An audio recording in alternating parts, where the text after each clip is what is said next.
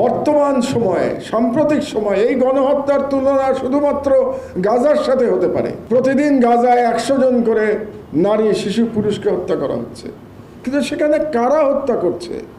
দখলদার বাহিনী হত্যা করছে, সিল মারা শত্রুরা হত্যা করছে, তাদের দৃষ্টিতে শত্রুদের হত্যা করছে। আর বাংলাদেশে ওই সময়টাতে 36 দিনের মধ্যে যে পিরিয়ডের মধ্যে গণহত্যা চালানো হয়েছে, ওই পিরিয়ডেও তো প্রতিদিন 100 জনকে হত্যা করা হয়েছে। কাদেরকে হত্যা করেছে? বাংলাদেশের জনগণকে হত্যা করেছে, নিজের দেশের জনগণকে শাসক শ্রেণী হত্যা করেছে। এর কোনো ইতিহাস সাম্প্রতিক সময় আপনারা খুঁজে পাবেন না, এই ধরনের বর্বরতার ইতিহাস। কাজেই এর বিচার তো হতেই হবে। এর বিচার যারা করবে না, সে রাজনৈতিক দল হোক কিংবা অরাজনৈতিক ব্যক্তি হোক, আমি বলছি আপনাদেরকে, আমি তো বাংলাদেশের একজন প্রবীণ নাগরিক, সিনিয়র সিটিজেন, আমি বলছি আপনাদেরকে, যারা এই বিচারে বাধাগ্রস্ত করার চেষ্টা করবে বিচারকে, তারা ইতিহাসের আস্থা করে নিক্ষিপ্ত হবে।